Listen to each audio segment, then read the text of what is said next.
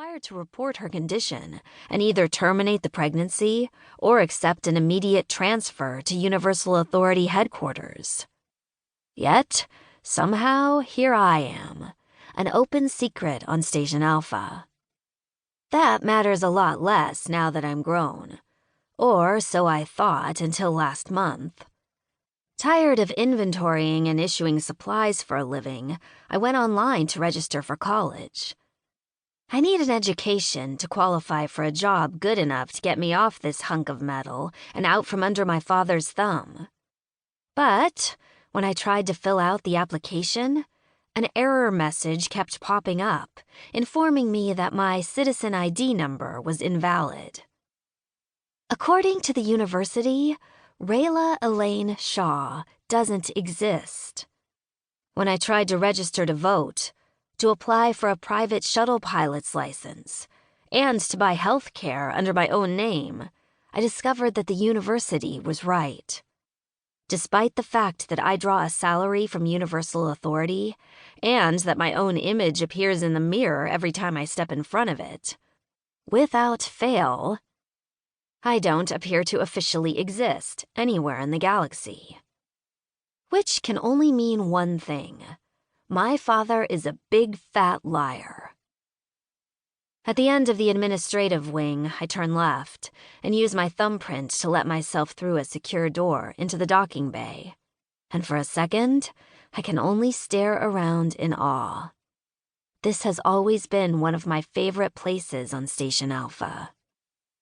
Overhead, a network of transparent polymer panels puts my bedroom window to shame as the station orbits to face Rhodon, and the crimson planet takes up most of the view.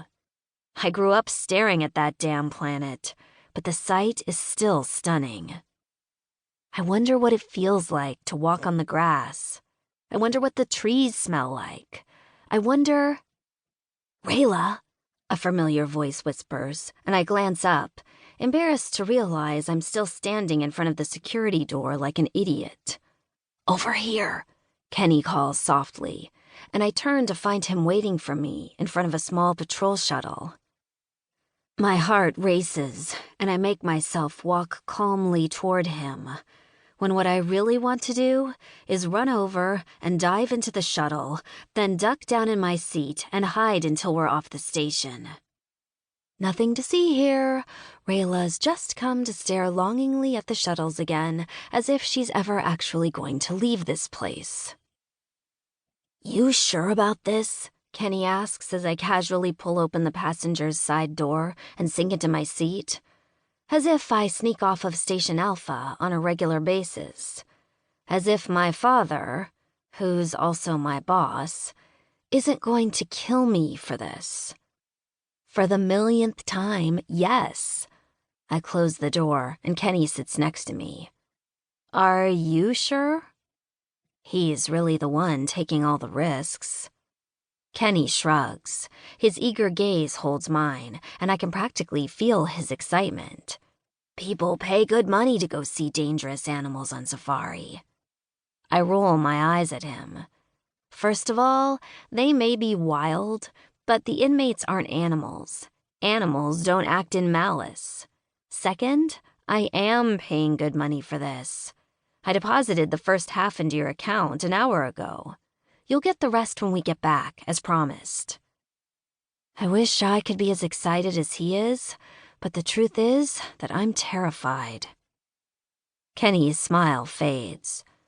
"You know I'm not doing this for the money, Rayla." "I know."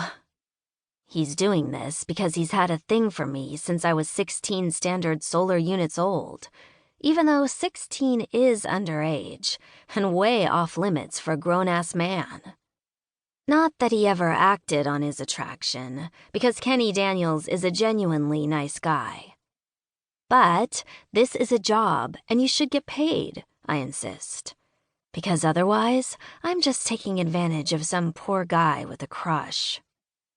Some poor guy who's an expert with a laser pistol and trained in hand-to-hand combat. Who's uniquely suited to be my guide, my bodyguard, and my platonic companion as we trek through a very hostile environment.